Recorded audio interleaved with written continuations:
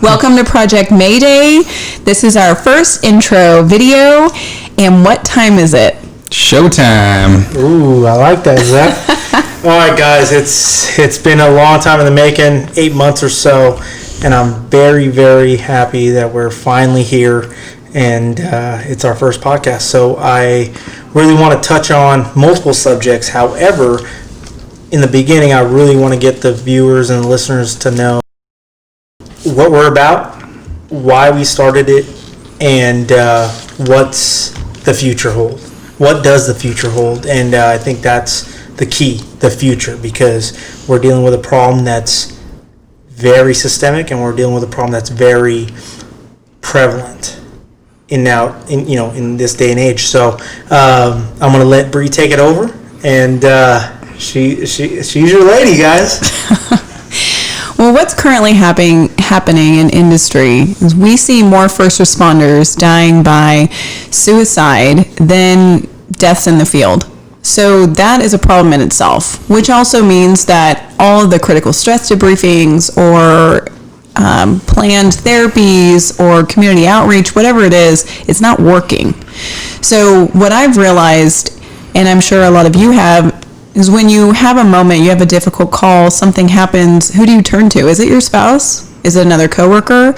So we wanted to create this platform where we're bringing in people's own stories where they can share, and we can create this kind of cohesive environment where we can all just be real, honest, authentic, talk about our own personal struggles, talk about things that we love about being in the field, the calling of being in the field, and our own personal experiences. And I know a lot of us, especially in this group, have had personal struggles or experiences. Absolutely. So, Zeph, tell us a little something about yourself. So, Zeph, okay, let me get you a backstory. Zeph is a very shy guy. He's a teddy bear. He's a teddy bear. He is absolutely tough on exterior. However, when you break those shells and you go past those onion peels, I guess, so to speak,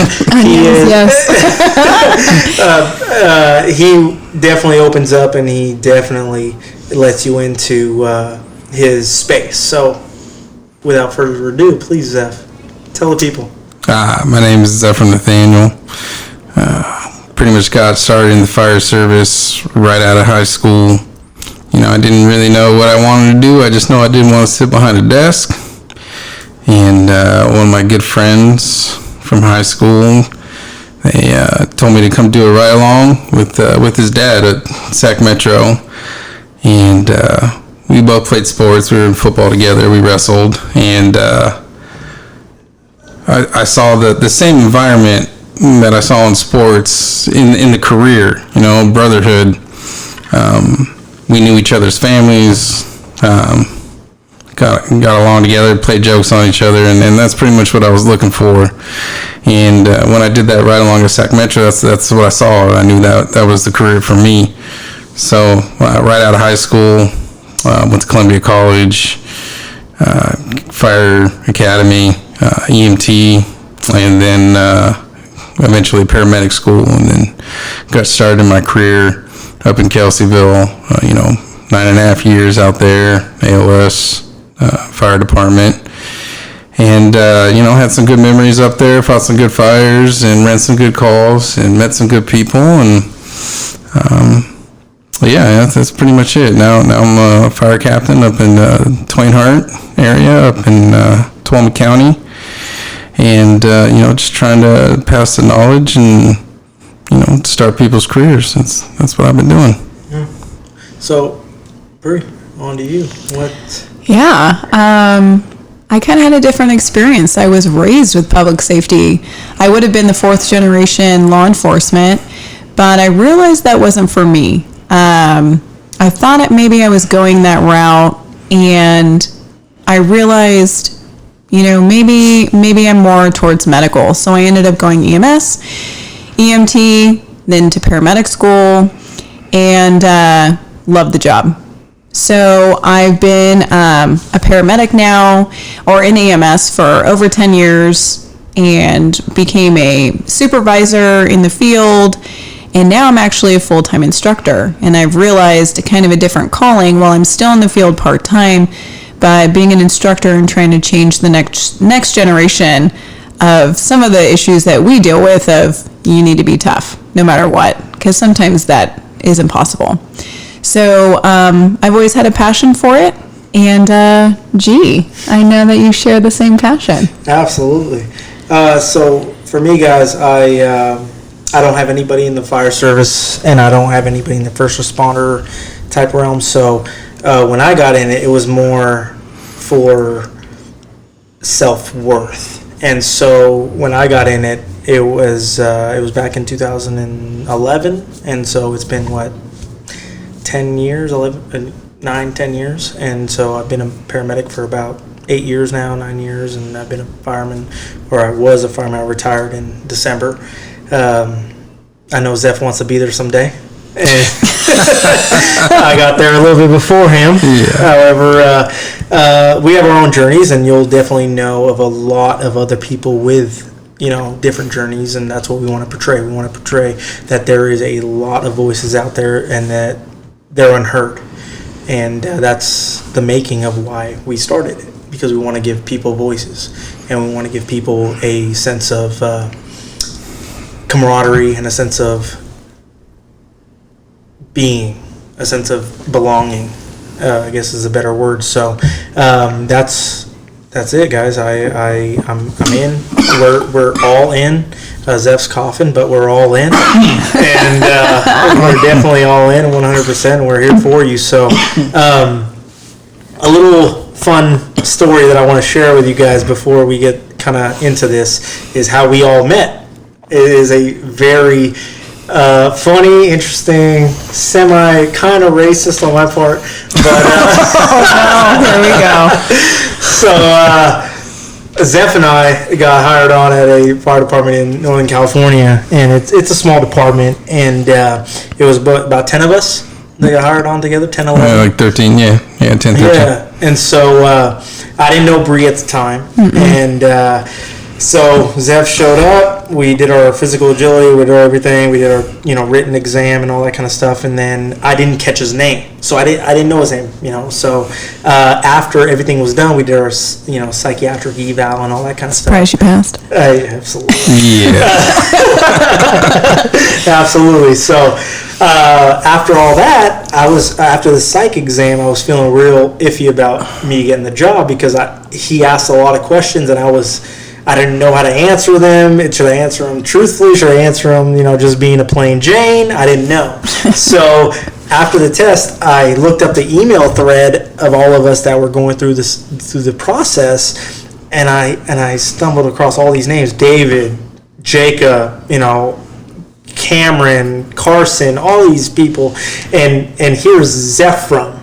And I'm like, it's definitely not Zeph from, So I called every single name, and I was like, hey, are you so-and-so, the black guy? And they're like, they're like, no, I'm not. You called them and asked them if they're the black guy. Yeah, and it was weird because I'm usually not. I'm used to being the only darker skin tone person in any process that I go into. However, I saw another one of my kind, so that's why I had to. We'll just say ethnic. Ethnic. Yes, and so I'll go down the line. All these guys aren't it. Z is the last letter, so obviously I'm like, there's no way this is him. So I call him, and he goes, hey, hello, and I was like, hey, is that from? Are you the black guy? In our academy, he goes, yes, that's me. I was like, hey, man, this is me. And he's like, oh, awesome. I was like, hey, did you feel this way during that? He's like, yeah, no, it was. I had the same exact feeling as you, so I felt a little bit more comfortable having, someone of the same upbringing or the same, just because of, similar. I mean, the guy was race baiting in the questions for sure. Yeah. So we instantly hit it off, and we instantly sat next to each other during the start of our academy and all that. So G got me in trouble all the time. All the time. Yeah. Constantly talking. Trouble does follow me, as you will know. And this beautiful bromance happened. That's right. Absolutely. And so Bree comes into the picture after Zeph and I got real close. He invited me over for dinner, and that he didn't tell me about his wife. He didn't tell me that she was, in the similar field as us. So when I came over, I was like, yes, ma'am, no, ma'am. Yeah, so G shows up very proper. And I'm like, all right, who is this fireman? So we're sitting at the table, and of course I don't cook because I don't. And we're sitting around, and all of a sudden, G, yes, ma'am. I'm like, excuse me? Like, I'm not that much older than you, but I guess. I mean, if you want to be really proper, that's kind of weird. So we're going on, and he's just really holding back, really tight-lipped. And I'm like, I don't really understand kind of what they have in common here. G didn't know Bree lived in a firehouse for multiple years up in Kelseyville. Yeah, so then all of a sudden, in like the middle of the conversations, that's like, well, Bree's a paramedic. Boom. She's like, oh, hey, girl. Yeah. Oh, the conversation totally changed. Yeah, there was no more ma'am. Yeah. She was both of our wives at that point. Right? Well, I mean, you're more like a kid. If you want to say that. So that's how kind of, we got started, and I absolutely cherish that and think about that daily, because that's what brings me back to why I started this, why I started into this field, because I wanted to have this type of relationship with some people, and you guys will definitely know my trials and tribulations on how I got to where I am. So I definitely was longing for this relationship. And so what you give me a weird No, we're good. But he hasn't heard me be this formal, so I think that's what it is. Yeah, pretty much. Yeah. But Bree's got a bunch of statistics for you. She has definitely done her homework, and we're definitely going to dive into why we are where we are. So please. All right, so you kind of heard a little bit of our background, how we met, our relationships. We have two fire, and all of us actually are medics. I am from a long line of law enforcement, was raised that way. And there was a trend. There's a trend in public safety, especially right now, with the kind of civil unrest that's happening and a pandemic, and we have fires. But really what we're seeing is we see a really high number. They say about 30% of first responders are starting to develop PTSD. And that's compared to 20% of the normal population. And I've worked closely with some suicide prevention groups. But what we're seeing, the statistics are not changing. And that's really the concern here, is we don't really see a positive trend where we're going to see some positive change here. So I find that highly concerning. I know in our own personal experiences, we've dealt with some coworkers or our own personal experiences where we might have dealt with any of these issues. And I'm going to pass that to Zeph. Zeph's got some stories. Zeph, do you want to share any of your stories? Yeah, I mean, sure. I mean, that's what this podcast is about. When I first got started as a captain, we got sent down to the Thomas Fire down in the San Diego, Santa Barbara type area, and they had a line of duty death there, and that was supposed to be our cruise assignment. And what prevented us from carrying out that assignment was basically traffic. They had so many people in base camp that it delayed our engine getting to our assignment area, our division, and they carried out the firing operation that we were supposed to be doing while were waiting for us to get there, and unfortunately they had an engineer who died from CAL FIRE, and we were basically a mountain ridge away from the entire event. We heard it all over the radio. We saw the helicopters dropping water on his last known location, and myself and my crew were sitting in our Class Bs, standing at attention when they brought his body out from his last known location, when they eventually found him. And it was hard. It was hard for us, the crew, the entire strike team. We were all just sitting there, kind of watching it happen. And they had the programs in place afterwards, the critical stress debriefing and stuff like that. And basically, since we weren't really on the call, we were just standing by watching and listening. Our crew kind of got left out a little bit. We met up at a big symposium type building, and basically they're like, well, you guys weren't on the actual line, so you guys are good. And they bought us in and out, and we didn't have to go on the line that day, and then that was pretty much it. We were on the line the next day, and then we got to participate in the funeral procession that they had down the freeway, and then it was right back at it. There was a big inspirational speech by his wife, which was awesome, and it was very uplifting. And they're like, put that damn fire out, and we're like, let's go. And you heard her, and that's what we did. We went back and did our job, and eventually got the fire out, and then we got released from that fire. And it was tough, especially when you're dealing with a line of duty death. I mean, just in general, even if you weren't even in the same division, just knowing that one of your brothers went down fighting the fire, protecting avocado orchards or homes or whatever the case may be. In that incident, it's rough for sure. And so anyways, eventually the fire got put out, and we got the containment on it, and outside resources got sent home.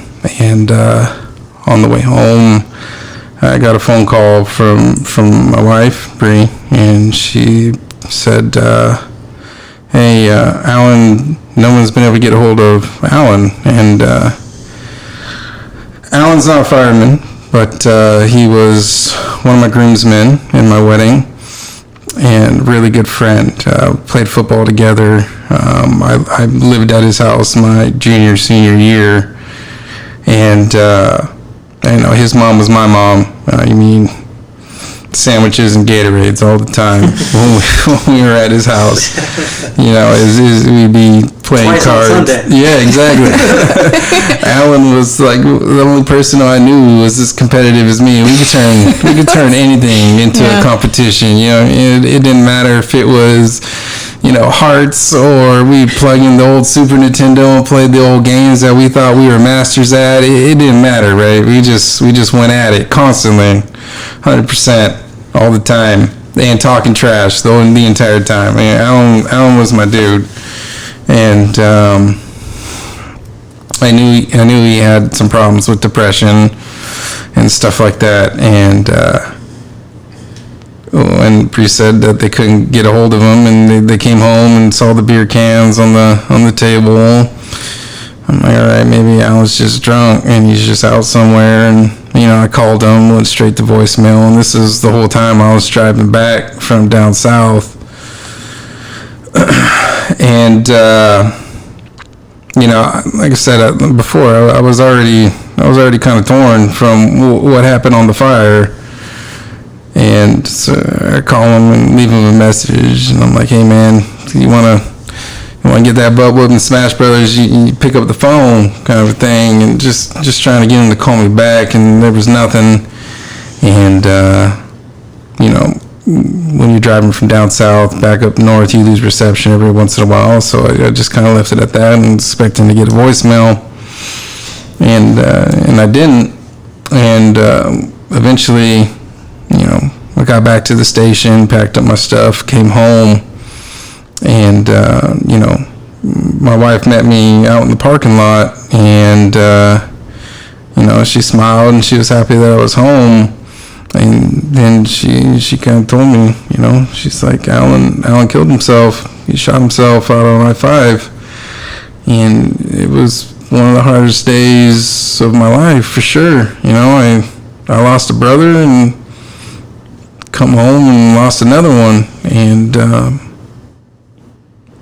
it's just hard.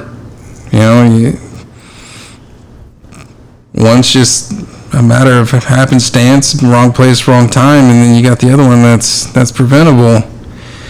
And that's why this Project Mayday is really important to me. Some life you can't prevent the loss, but some lives you can, and we're out here trying to prevent the loss of the lives that we can prevent, and that's why we're here. Yeah, that was definitely a rough day. So next I want to get into why Bree started this. Why did you come to me? She's the mastermind of this. So Bree, why?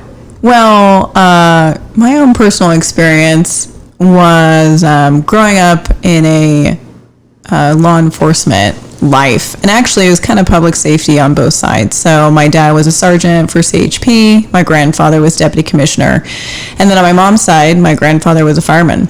So I was kind of immersed in this culture. I didn't really know the difference, and I went to college and was on my own, and my dad and I were really, really close. I was the youngest of 3 girls, so kind of the boy he never had. And tomboy to a T, and was off in college and actually had no clue what was happening back at home. So I was the youngest child, and everyone's out of the house, and all of a sudden at 3 a.m. my senior year of college, I get a knock at the door. And I turned to my friend and my roommate, I said, I'm not getting that. It's probably some homeless person trying to get in because we live downtown. And I'm like, no, it's a safety issue. And all I hear is, open up. I'm looking for Brianna. And I'm like, that's weird. So I opened the door, and it was my dad's, one of his first partners. And he goes, talk to your mom. So I get on the phone. She says, Brianna, your dad died. And I instantly started using profanities. How old were you at the time? So I'm 20. It was 3 weeks before my 21st birthday. And of course, I'm beside myself. What do you mean? What happened to him? Who shot him? Or she goes, he was shot. And I said, well, who did it? And they said, well, they think he did it to himself. I said, there's no way. There's no way that my dad would do that. There's no way. Somebody put a hit out on him. Somebody blackmailed him. There has to be something, because this doesn't make sense. This is not the person that I know. So, and he worked in law enforcement. Yes. So he was a sergeant for CHP, and I believe he was on, so he started at 27, and so he was on for 22 years because he was 49 years old. And so CHP is incredible. I got on a CHP helicopter, was flown back to Northern California, and got to the door. Because you were in college at that time. I was in college. I was living, 7 hours away. And so got home, got to the door, saw my grandparents leave, and now it's about 5 a.m. And everyone's just like, he's gone. And I'm like, well, no, he's not. Yeah. So it was a really hard time, to say the least. But I just couldn't believe it. There was no warning sign. He had no history of depression. He as far as I knew, was never on antidepressants. I had no idea. What are you talking about? This is like, and how they knew was that he missed a day of work, and he never missed a day of work. So they started calling my mom, who was at work. So it started a search party, the whole thing, and his own guys found him. So so it was pretty awful. It's a self-inflicted gunshot wound. So, I mean, my life changed in a second. And I remember thinking, like, why would he do that? You know, why would he do that? He's 49 years old. He could retire soon, which was probably a problem. You know, we're all out of the house. They were financially fine. There was no big issue. Because that's the main thing, though. In guys, they commit, you know, they do the act because of money. Yeah. Well, there has to be something, right? I was like, did he cheat on my mom? Was he in trouble at work? Did someone blackmail him? Did he find out he has cancer and he doesn't want to suffer? Like, what was it? I went through every avenue. I checked his email. I mean, the CHP came and did an investigation and, of course, took all the firearms out of our house. They searched through our house. They took the computers. They were like, what is happening? We're like, we have no idea. So come to find out, 2 weeks prior, he went to our primary care physician and said, hey, I'm feeling a little down. And some of his coworkers had committed suicide. He had a lot of kind of bad calls. One of his best friends abruptly died that summer, and this is in October in 2006, so 14 years ago. And he kind of kept it a secret, right? You don't ask for help. That's not what you do. So it was very hush-hush. So he got on antidepressants, and then 2 weeks later, he took his own life. So we got our suicide notes, the whole thing, and it was confirmed that he did do it on his own. Nobody could find anything. He didn't do, and there was nothing in the past besides kind of accumulation of stress, accumulation of bad calls, accumulations of other suicides. And still to this day, you know, we really can't pinpoint, was it the medication that pushed him over? Was it the lack of support? Was it the feeling of not being able to share any of this because my mom wasn't in the field and he didn't want to tell her any of these crazy calls? And I remember as a kid, I'd be like, what was the worst thing you've ever seen, Dad? I mean, the calls, the things you never ask first. What's the worst thing? And I remember he looked at me one day and he goes, you'll never forget the smell of a burning body. And I remember being like, I probably shouldn't have asked you that. You know? Wow, cool, that's gross. But it's true, though. Yeah. You don't forget that smell. Well, now as a medic, yes. So it's very interesting that I'm a paramedic trying to save people. So it's interesting. So talk about that. When you were like, okay, I'm gonna be a paramedic. Did the old feelings come up? Well, it was really funny because I actually thought I was going to go into law enforcement. So I entered into college very cocky, thinking I'm going to be pre-med and I'm going to go that route. And then I was thinking, no, you know, I'm really interested in law enforcement. And so, of course, you know, I called a local SO and I'm like, hey, when was the last time you can smoke pot that you can still qualify? Because I'm still in college. I'm an 18-year-old kid. They kind of laughed, but they're like, oh, you know, it has to be 2 years. No, I'm 18. So this goes on. I'm like, oh, I'm going to go law enforcement. So I ended up, after college, or my senior year of college, I became an EMT. And I remember thinking, this is incredible. I can work on an ambulance. I can drive lights and sirens. I can be on scene of a crazy call in one semester. I'm game.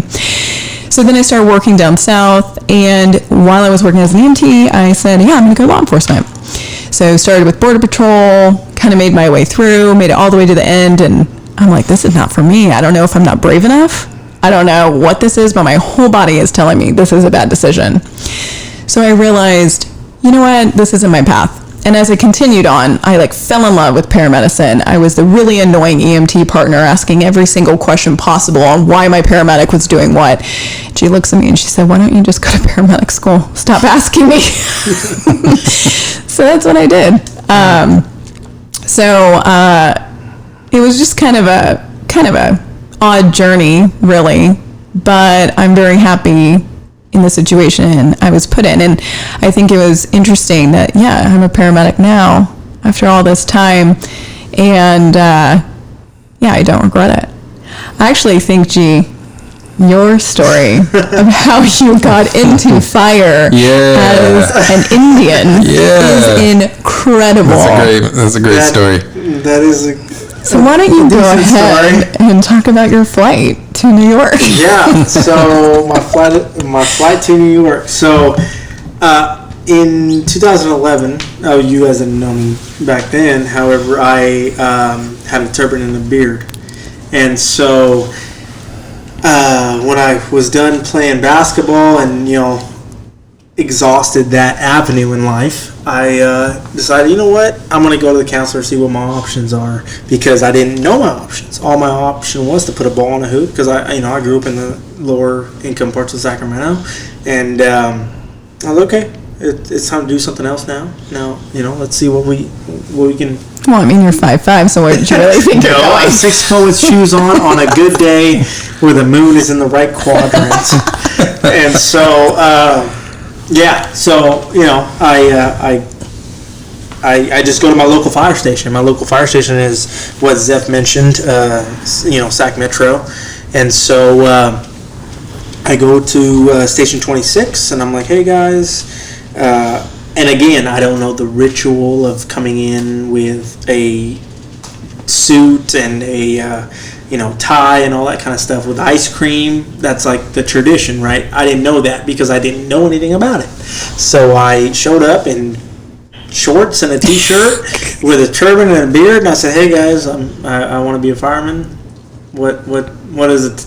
Let me get an application, because I thought it was the community that you live in, that's the fire station you go to apply. I didn't know that there was like a whole grand scheme of things where you have to go online and do all the qualifications and all that. So they were like, no, that's not how it works. How about you come inside and we kind of explain to you how it works. So I got invited in, and like I said, I didn't show up in a shirt, suit and tie. I didn't show up with ice cream. So they were already, long beard. Yeah, they were already ticked off, right?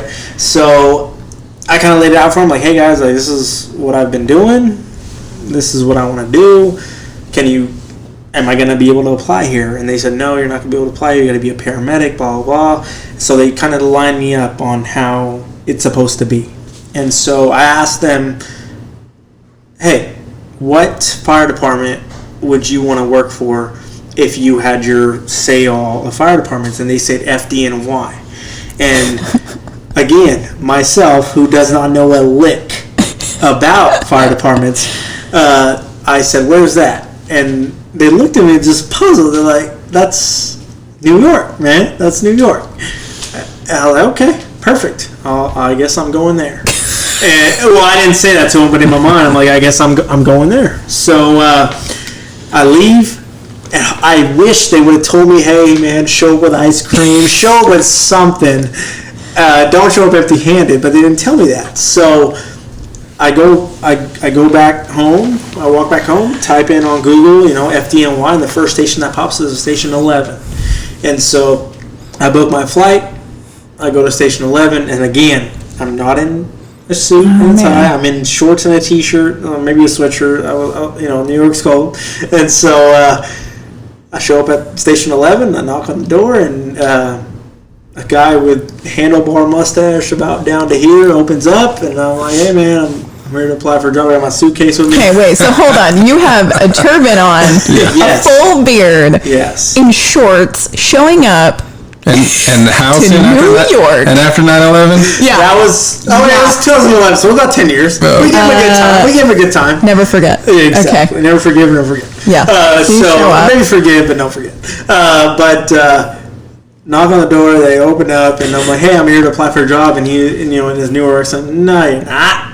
I was like, no, what was that? How did they say that? No, you're not. No, you're not. No, you're not. I was like, no, I am. And they're like, I'm real serious. No, for reals. I'm here for a job. yeah, absolutely. So, again, I have no qualification. I have nothing. Yeah. I know how to put a ball in a hole. Like, that's all I know, right? Barely, right? Yeah, exactly. And so I get invited inside, and that house is a busy house, and it's a well-populated house. We'll leave it at that. And so I go in, and I don't know the hierarchy of what is what. I just know everybody, and all I know is backdraft. So everybody is the same level, all that. So I just shake everybody's hand with a homie handshake, that I learned in how I grew up. And I'm shaking chiefs' hands, which I don't know that they're chiefs. So I'm shaking chiefs' hands with a homie handshake. Oh my God! And they're looking at me like, who? Can you do that in the camera? How was that? How was that homie handshake? Oh my God! So yeah, and they're like, who are you, man? Like, they sit me down at the table, and everybody's kind of quizzing me and kind of, just, who am I?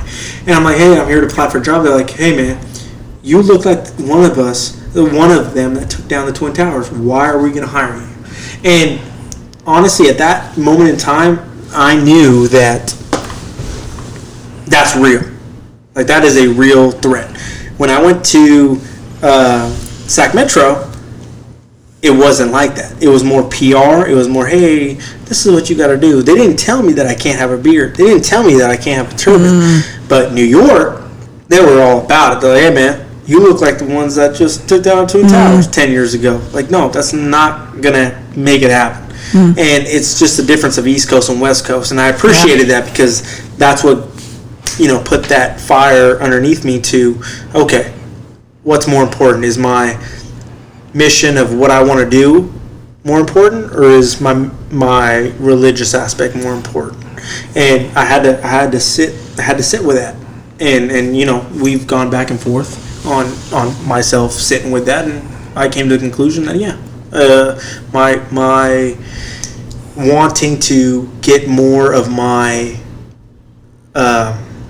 ethnicity into the fire service is more important than me being devout Sikh. And so that's what I did. What's up? What did your parents think about it? Yeah. Did you talk to them at all?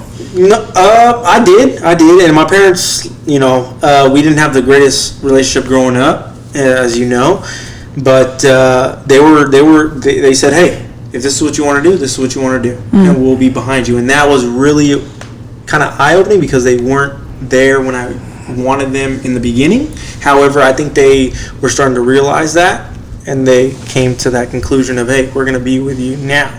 And so it was cathartic, and it was eye-opening, I'm sure. Yeah, eye-opening for sure, because that's not the response that people get when they aren't being doctors and lawyers and 7-Eleven owners. Yeah. They're being firefighters and policemen and military, so it was a supportive, and it was awesome, because I got my backing, my family, that I really, really wanted, and I got it at 20 when I should have had it at 1. And that's I dive into my book about that I've been working on. But so I came back home, and I said, okay, cool. They lined me out on New York, lined me out on what I needed to do, because they told me to stay in California. They didn't want my kind out there, so I went back. What was cool though was they let me ride along. They let me ride along for a whole couple days with your turban. With my turban. Wow. Yeah, and so they let me ride along. They let me go on calls and go on fires and stuff like that. It was amazing, and I wish that feeling was prevalent all throughout my career here in California, and being a firefighter paramedic. I wish that same feeling of camaraderie, of fellowship, of just why I wanted to be was the same, because it wasn't, and that's why I'm retired out of it now. So that was kind of my introduction into the fire service, was that New York story, and I know you guys love bringing that up. Everyone's looking for their own thing, right? Some people are more into the EMS, some people are more into the fire, some people are more into the camaraderie that you find in fire, and I'm sure you find it in police and military and EMS, and it's really just finding your fit, and sometimes you go to a place and you find out it's not your fit. It's not. This is what I joined the fire service for this. Yeah. Being your, third son's godparent. Like, that's what I joined for. Like, that's absolutely what I joined for. I joined for that relationship. I joined for those relationships that I can take beyond the job. And so that's why I think, we've come to the conclusion that this is definitely much needed as far as discussion goes. And I know that you have a bunch of topics that you want to go down. Let's start with number one. All right. How about Zeph? When you were a kid, what did you want to be when you grew up? Was it a fireman? No, I didn't really know anything about the fire service. I knew zero about the fire service, actually. Like I said, until I did that ride along with Sac Metro. When I was a kid, I wanted to be a veterinarian. I knew I liked animals, and I wanted to care for them. And then, the grades weren't there, and you just got to come to that realization. Yeah, exactly. If you didn't have straight A's, you probably weren't getting into vet school. But when you join a job that is, you got to be somewhat academic, but you also have to perform manipulatively as well.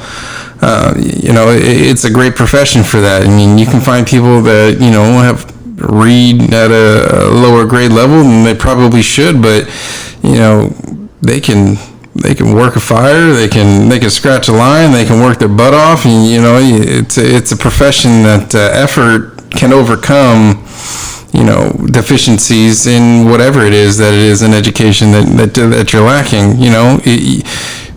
What I say is you want to find somebody that works hard, that gives it 100% every time, and then we can teach them later on. You can teach them over and over again. You can quiz them over and over again throughout the day, throughout the night. But somebody who's just gonna give up on the job, or say, yeah, I can't. That's why I say can't's the real C word. It's not the other one. I don't know what's Bree's taught me well. No. Yeah, dude, can't's the real C word. Don't give me somebody who says that they can't do something. Give me somebody who's like, show me how to do it. And if the way they're not doing it, show me another way. You know what I mean? Just a way to get the job done. They say, there's 10 ways to skin a cat. Just because it's how I do something doesn't necessarily mean that's how you're going to do. I mean, I'm 6 foot, and I'm throwing a 24 extension ladder, or even larger if you're on a truck company. It's like, my technique's going to be different than somebody who's 5'5". I mean, to be honest, though, wasn't there a picture of you holding a dog on a fire? So you technically are saving animals, and hopefully we can add that picture. I never saw that picture. Oh, yeah. I never saw that It's picture. pretty incredible. No, Is that completely blown out of proportion. No, So cute. No. Again, on the Thomas fire, there was people with walking around with like service dogs and whatever. He's downplaying it. And some media members snapped a picture of me holding a dog, and then they played it off like I saved it from some fire. No, You probably did. no. That definitely did not happen. But I did have a fire in Twainhart where the structure was about 80% involved, and we found this golden retriever, and he was on his hind legs pressed up against the fence because the radiant heat coming off the building was so hot. But he couldn't jump over the fence, and it was about a waist high fence. And when I did my walk around on that structure, I was able to hop over the fence and grab the dog and bring it down. And the last thing you want to do when you save an animal is just to let it go, because as soon as it goes, it's gone. You know what I mean? Like they're scared animals. Their initial reaction is just to run. So I took some webbing out of my pocket and put it around its neck, and untied the water knot that I had in it, and tied it to the bumper of the engine until the family had a dog sitter, so they were contacted and they came down and picked up the dog. But no, the picture of me on the internet with the dog, I did not save that dog from the Thomas definitely fire. provide the link to Yes, that we'll have to picture. include that. I got a bunch of likes on Facebook for that, but no, I did not. That's not important though. Did we get lovings though? Did we get I lovings? got a lot of lovings for it too, but no, I did not save any I dogs mean, so on the basically, Thomas you're a fire. veterinarian. Let's just talk about it. So you guys have an interesting story that I want to touch on.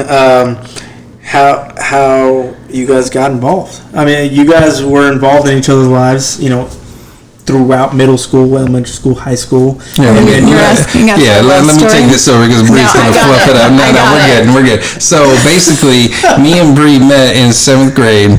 And she came and approached me. She was like, No. I couldn't be without you. Be my boyfriend. And I was like, you know what? Yes, I'm gonna be a ma'am. fireman. I'm going to be a veterinarian. I'm gonna be a veterinarian. You can't live without this, right? So she broke up with me. A couple months later in 7th grade. And then, she came crawling back in 8th grade, I'm and 12. 12. she came crawling back, and I was like, you know what? Yeah, I'll give you a second chance. We're good. And we dated for a few more months, and she broke up with me again. I was going to be in high And school. I then, need to keep my options open. What's that? Fool me once, shame on you. Fool me twice, shame on me. So Not how George Bush said. all high school. We were in classes together, but we didn't really date. And the same friend who set me up with the ride along with Sac Metro just happened to be at his house, and Is that Gob? No, it's Brian Gotcha. Costello. Hi, Brian. Yeah, hey Brian. And he was hosting a party to watch the UFC fight. And he's like, I invited all these people and all this stuff. No, you didn't. He did, and they just didn't show up. But anyways, I've been to those parties. yeah, we've all been to those parties. It would be a rager, and only 5 people show up. But anyways, Brian went out to the store where we grew up in the Laguna area, and he was buying some foods and drinks for the party.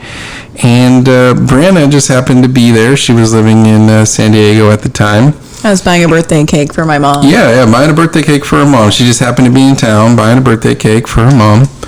And she runs into Brian, and they knew each other from high school and junior high and I think even elementary school. Yeah. And they lock eyes, and they're like, hey, Brian walks up to her. He's like, hey, Brianna, how you doing? We're having a party tonight. Watch the UFC fight. I said I'm busy. And she said she was busy, but Brian got her number anyways. And so we're at the party, and no one's there but me and Brian. And we got all gathering. Yeah. And we got all this food. And then Brian's like, hey, man, I ran into Bree at the store and told her to come by. And so he's I wasn't. Yeah. And so he's texting her, hey, when you coming by, whatever. And Brian called dibs, and I'm like, Brian, let's be real. Sorry, Brian. Me and Bree dated in 7th and 8th grade. You can call dibs all you want, but It's locked down. Yeah. Okay, 11 and 12. This is real. so he texts Bree, and Bree's like, yeah, I'm not coming. And I was like, hey, Brian, just text her and say, hey, Zeph wants to know when you're coming by. Here we go. And then This is where the story splits. This is not fabricated at all. Nope, well, this is 100% true. And then she's like, I'm on my way. And so Bree gets ready, and 3 hours later, she gets all done up, and then she shows up with her friend Allie, and we just started talking, and we kind of hung out a little bit afterwards, and the rest was fate. And for the record, he asked me out, and he kept stealing my pencils when we were 11 and 12. She cheated off my homework, which I don't know why she did, because like I said, I didn't have good enough grades for vet school. I was an A+ student. I didn't cheat. And now we're going to turn over to G's love life. Oof. Ouch. Ouch. That's definitely. So G is available. Yeah. All right, and that's the end of it. Okay. My life in that regard is a little guarded, as we know. So we'll definitely move on to the next. I know that we have a bunch of topics here that that we want to go over, and one of them is spousal support. Mm-hmm. That's big, and that's prevalent with you guys. And I think that you both can speak a lot to that, as far as needs and what you got, what you needed and what you got in the relationship so far. Not so far, but I know you guys have worked on the relationship. However, before, like when it was trying times and when it was challenging times, what did you or Zeph want, and what did you get? And then how did you move on from that? Yeah, I'm going to start this one. I think, kind of going back to that day that Zeph mentioned about basically one of the hardest days of his life. As a spouse, I get a phone call from a fire wife, and she goes, "Hey, I want to let you know that the guys they're safe. They're okay." Well, you don't open anything up that way on a phone call, right? So what's the other side of the story? She kind of goes in, she's like, "I don't really know, we can't get a hold of them, but there was an incident, but I know that they're fine." Well, immediately, as a spouse of a first responder, you go to the worst place that you can think. And as a paramedic, I went to the worst place that I could go. So when I found out he was fine and safe, and then I get this call from Alan's wife about what was happening, I thought, how am I actually going to break this to him? How am I going to do that? He's on his way home, he needs to come home safe. And I think as a spouse, your job is to be, obviously, the support. You are the support of that person. You're supposed to be a team. And I think our relationship's a little unique, and I know a lot of actually first responders and medical personnel, I think they date first responders and within our own little community at times because we relate. So being two first responders, it's good and bad. Yeah. We can relate, but at the same time, it's really easy for us to distance ourselves from each other because of maybe some micro traumas that happen to us from bad calls or what have you. And so I kind of feel like it's we kind of have both sides of the coin here. Yeah, you would think that we talk openly and freely about all the calls, good and bad, but it's kind of, in the industry, you like to keep business and your home life separate, and it's surprising actually. I have these conversations at parties and get-togethers and whatnot, and in the right situation, we tell a story about a call that I had, or basically, that I had, and later on, Bree's like, "How come you never told me that?" And I'm just like, you're just trying to keep it separate, just trying to keep the home life. And it's odd because you would think that with a wife in the industry that, that they would be more understanding, and you think that I'd be easier to open up to about, but it's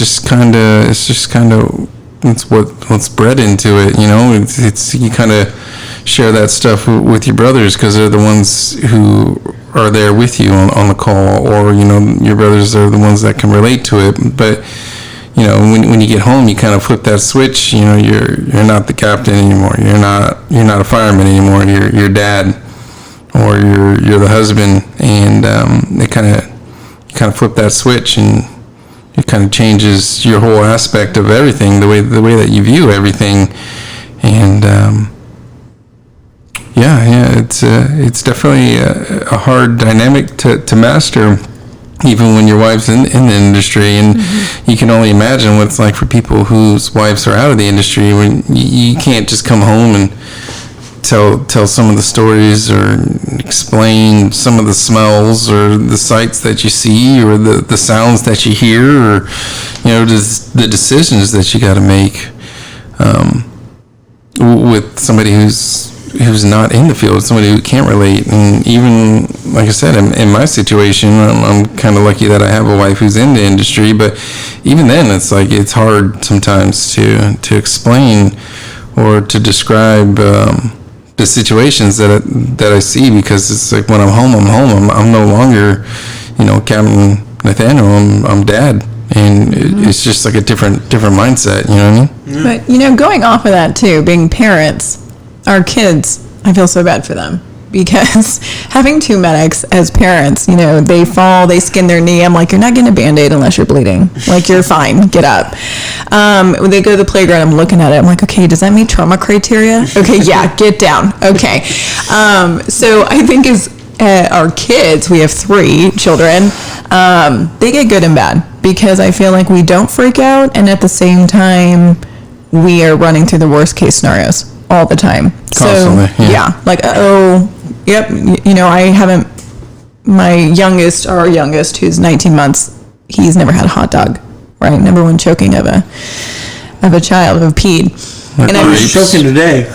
Yeah. Well, I've actually done the Heimlich on him twice so far. That's my godson. Yes. I've actually done the Heimlich twice. No, you did not name him. I definitely named him. Okay. Negative. No, but I think, just being a first responder, I mean, there's good and bad. I think, you have a leg up on things. Hey, I know where the closest pediatric trauma center is, and that's where my kids are going to go, and it's written on their school report, right? Their school information sheet. And at the same time, you downplay things, right? So it's hard actually to be really compassionate towards your children. You're like, dude, you skinned your knee, get up. And they're 1. So they want you to cuddle them, and you're like, right, you're 1. I gotta do that. Yeah. I mean, I think we kind of have a unique situation. I know a lot of people are in our situation too, but it's interesting. But go more into the needs and wants. What did you need from him, and what did you get that you wanted, type of thing? Well, I think most people, when they get married or they're in this committed relationship, they need that intimacy, right? Like, that's the whole point, is that you become a team, and you have this partner, and you're working together towards common goals, and you love each other, and you have these moments.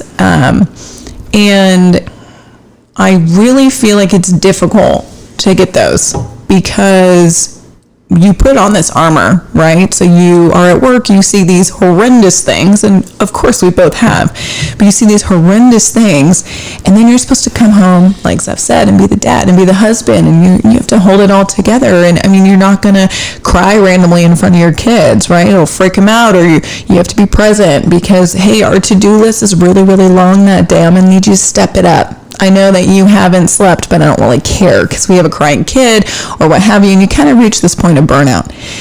And I think what you want is this really peaceful, cohesive, like this wonderful relationship, and really what you get is reality, that life's hard, and it doesn't really matter. Everyone's life's hard, it doesn't really matter, but I think as first responders, adding an extra layer of armor that's really hard to penetrate kind of prevents that intimacy to really happen. Because if people get too close, and I know obviously my own trauma from my dad's suicide, obviously that's going to impact me in some way, we're both kind of apprehensive, where we know all the worst case scenarios, right? Hey, you're driving late at night, you're going to call me when you get there. He calls me every single time he shows up to work. Why is that? Right? Because we know worst case scenarios. So what we want and what we need might differ. I mean, I don't know. What do you think about that? Yeah, I agree with a lot of what you say. Because you have to. Yeah. Wow, how are you not in a relationship? But it's hard. What wives feel like they need and what we feel like we share are probably 2 different things, and it's probably dragged in from the stigmas or stereotypes that you see at work. It's like you go on a call and it's a bad call or grinder, and you kind of, it hits home sometimes. They look like someone or they're the same age as your kid or anything like that, and and then you come home and you're just in a bad mood, or you snap for no reason, and you don't necessarily want to bring up the fact that you had a tough call, and that's what's making you feel that way. And like I said, it comes from on the job. It's like you run a tough call. There's no mercy. You come back from a tough call, and maybe you got time to sit back and process it, and maybe you don't, and the tones go off. And it's like no matter what, you go from one bad call, and it's a terrible situation, and you either can or can't complete the objectives that need to be happened, and it has a positive or negative outcome, even if you do everything right. And then you show up for your next call, and it's somebody else's worst day at that moment, and you got to answer the call, and you got to be able to push all that stuff down and do what needs to be done for that call, and not let what happened on that last call change what happens on this call. And sometimes it's tough, and there's like I said, there's no mercy in it. You're at the mercy of the city and what's happening at that time, and you don't want to bring that stuff home either, and things that normally you'd brush off is the stuff that will some nights tip you over the edge, and it's rough. And I feel like that's like I said, the stigma that comes along with the job. It's like if you run a tough call, and you come back and you show any signs of weakness or emotion attached to the call, it's like you're instantly labeled as somebody who can't do the job. And it's just like the role that you're forced into, and you push all that stuff down for so long, and eventually it's going to come out. So, and unfortunately, sometimes it happens at home as opposed to on the job. And your wife wants to say that she's there and she's gonna be understanding, but when you start to describe some of the stuff, it's just like they're like, stop, no, like that's too much. And like I said, I'm pretty fortunate that I have a wife who's in the industry, and she'd probably understand. But there's people out there, that are housewives or husbands, or people who work normal 9-to-5 jobs, who process paperwork, or crunch numbers, or whatever aspect of the job that they're doing. It's just like there's no way they'd understand what we go through and what we got to push down. And you see this horrific scene with multiple patients, and you got to go through the whole triage process, which is to most people would be cruel. But to us, it's just something that you got to do. Some people are going to make it, some people aren't. And the people who aren't, they may not be dead yet, and you just gotta push that aside, and you just gotta focus on the ones that actually have a chance. No. And that's what I tell people, when we get the interns there. It's like, this job isn't for everybody, and honestly, the job isn't for nobody. Eventually, it's the demons are going to catch up, and hopefully you can make it to your retirement age, 50 or 55. But now what, 57? Isn't that what Pepper is? Yeah. 2.7, 57? It's like 57, man, that's so old. Well, I have to say, though, yes, I completely validate everything you're saying. But I think what keeps a lot of us going, too, is our really dark, sick sense of humor. Oh, yeah, exactly. Just disgusting sense of humor. I remember being on this call, and it's not funny. I don't know why I'm smiling right now, but I'm on this call, and it was a, head-on collision, and there was a DOA, dead on arrival, and this other woman, she was entrapped, and they were using the jaws of life, and actually Zeph was on that call. We were on that call together. Oh. And I was second unit in, and they were getting this person out, and I remember, so they get whisked away and transported and flown out, and then they had to cut out the DOA, dead on arrival. And I remember law enforcement was on scene, and they're there to control the scene, and they were kind of quiet. They were taking their reports, being very professional. And then we had fire and EMS on scene. and it was just different. Everyone's kind of joking and laughing as they are cutting out this person.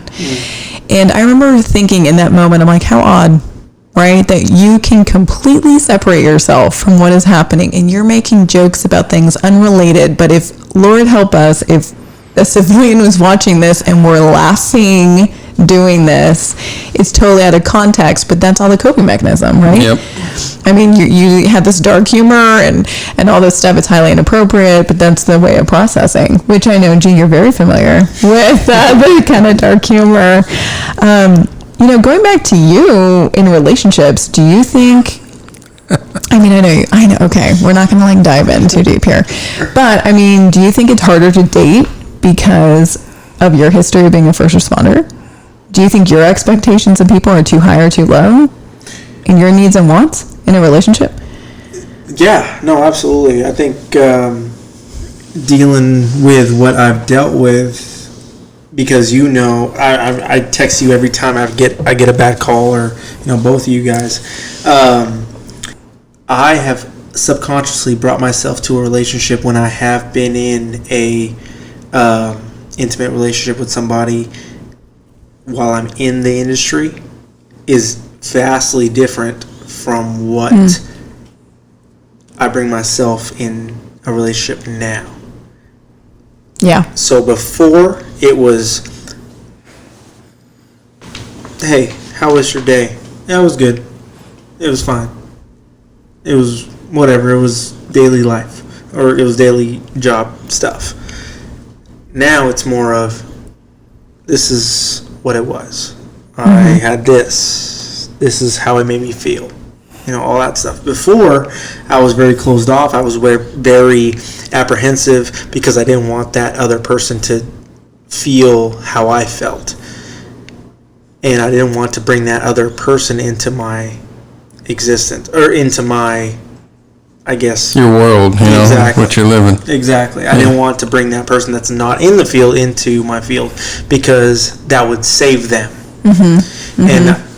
And that's what we're in. We're in here to save. We're in here to help. So I don't want to bring that other person that I'm dating or intimately involved with into my world. And that's what it was. And now I've turned the tables on. Hey, this is here. This is my bag. Take it or leave it. Yeah, this is it. This is my baggage. Carry it or get out. Exactly. Hey, this is it. And some women are up to that challenge. Some women aren't, and they tell me straight up, and then that speaks volumes to who that person is, and they find themselves. They're like, okay, this is what I want. This is what I don't want, and this is what I don't want. So okay, cool. Move on to the next. So that's how it's changed. I've been very closed off and very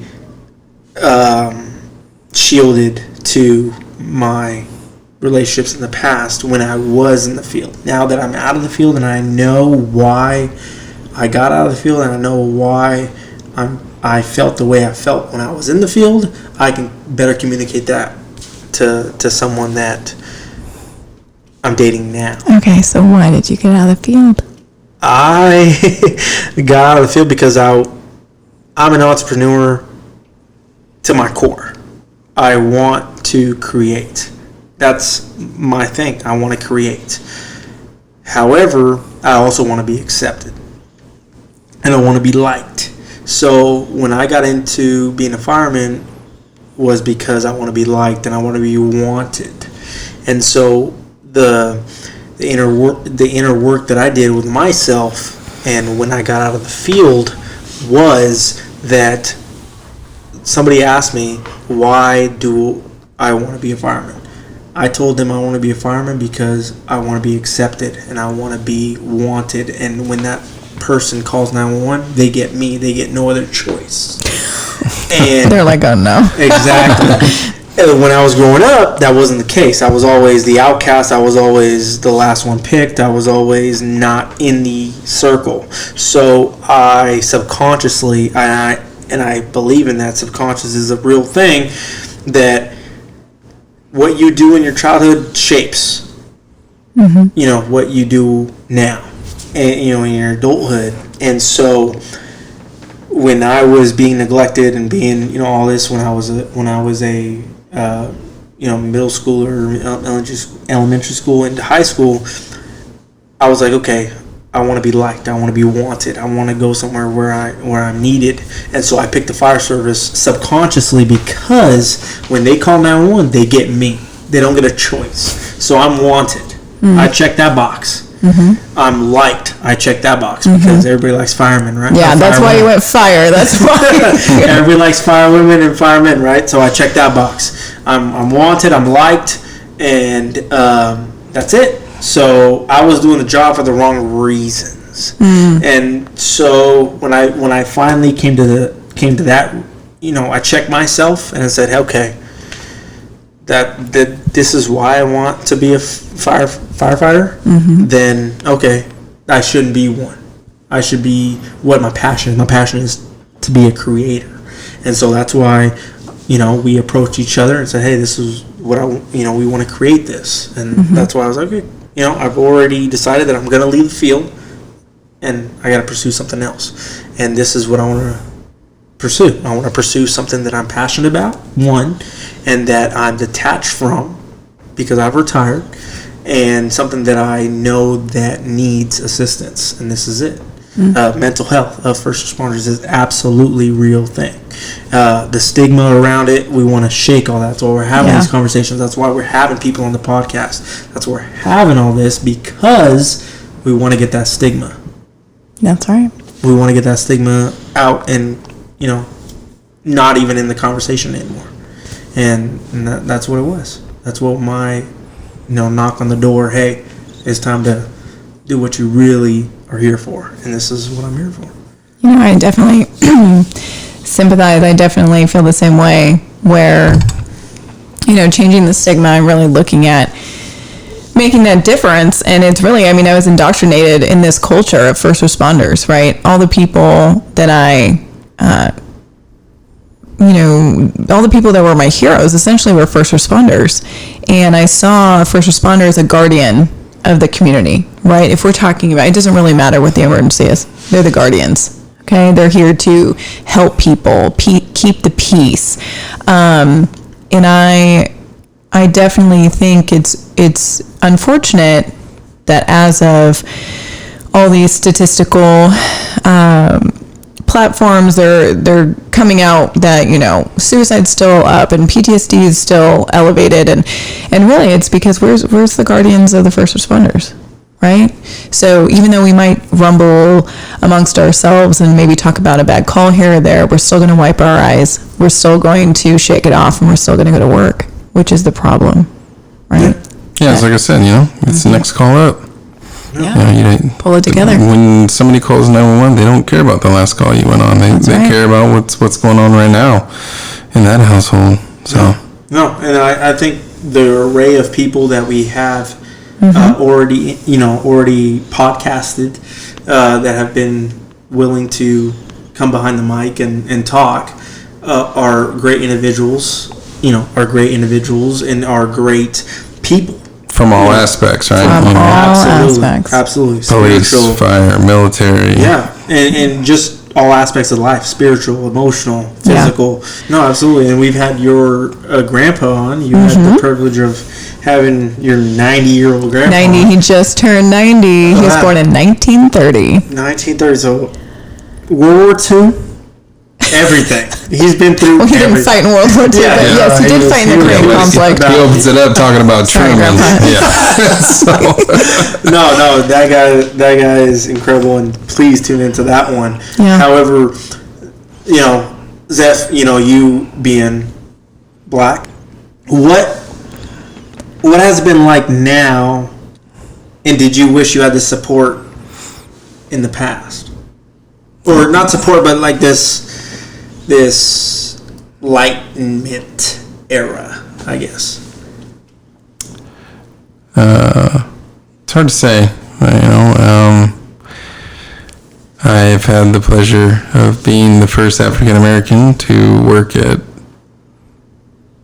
3 departments now.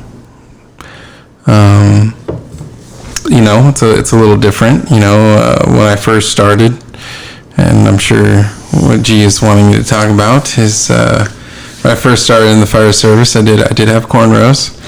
That's it. I love this story. I love this story. I did have cornrows, and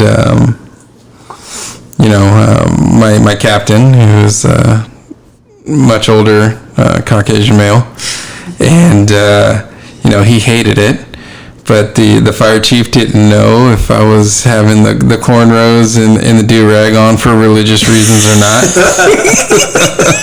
They're like, is he Muslim? Are we allowed to say anything? I don't know. So everybody was afraid to tell me that I couldn't do it. But eventually it was a decision when I decided that this was a profession that I was serious about, and I cut my hair and had a little bit more professional look to it. But the struggles, you think that, we said earlier that everybody loves firemen, but I mean, that's just a stereotype. That's not necessarily true. I've had patients who didn't want me to touch them. You think people call 911 and it's their worst day ever, and that they need help, but I said, don't let them touch me. And you're like, that's more important to you right now than your own life. It's come up a few times. Luckily, once you're on probation, you kind of prove your worth. You're accepted in, and it doesn't matter what race you are, but just because you're wearing that uniform doesn't necessarily mean that you're not African American anymore. I joke and say I'm half African, but I'm half white and half black, and like I said, I've had the struggles. Just because you're wearing the uniform doesn't necessarily mean that you're liked by everybody, and even still in those situations, you gotta treat everyone the same. It doesn't matter what they say, it doesn't matter what race they are or what their beliefs are. You got these protocols that you run down, and you give everybody the same treatment. Doesn't make a difference. What about you, G? Have you had any kind of experiences being Indian? I mean, oh yeah, no, absolutely. Just getting into the fire service in general, just being accepted. Well, you had to shave, so absolutely, I had to shave. However, like Zeph said, going to patients' homes, as far as if they're Muslim, they'll know that I'm not. Just by my look or by the way I talk, they'll know that I'm not, and they'll want somebody else. And I'm like, hey, there's nobody else. I'm sorry, this is it. Yeah. This is not a revolving door. We're short-staffed. Exactly, which a lot of departments are. Well, we're not going to get into that. This is it. This is who you get. So I'm in the mindset of, hey, this is who you get. So it crushed your feelings of being wanted. Yeah, absolutely. Did it ever work to your advantage because you can speak multiple languages? Oh, absolutely. I've gotten proposal offers. Obviously, they didn't pan out. It didn't pan out. No. It was great in the India community because I am one of the only, I'm speaking out of turn here, but as far as I know, I'm one of, and I know maybe one small or two population. Yeah, absolutely, that are Indian and that can speak Punjabi and all that kind of stuff with patients. So I've worked in areas where there is a lot of Indians, and I can cater to them, and that's amazing. That makes me feel wanted. That makes me feel why I wanted to be in the fire service. So it was really rewarding, absolutely. But for me, why I retired was the I don't want to do this anymore weighed a lot more than why I do want to do it anymore. And so once that ratio was very skewed into why I don't want to do it anymore, I'm out. I'm out. And I'm focused on other things now. And Well, I think that's what mental wellness is about, yeah, right? Yeah. no, absolutely. And I'm slowly trying to get Zeph there.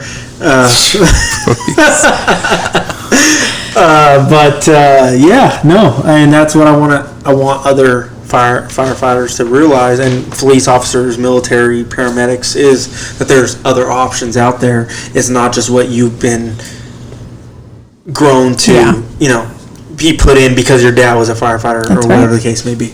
All right. Well, that's going to sum us up today for our intro podcast. Thank you so much for joining in. And this is Project Mayday. Call out. Call out.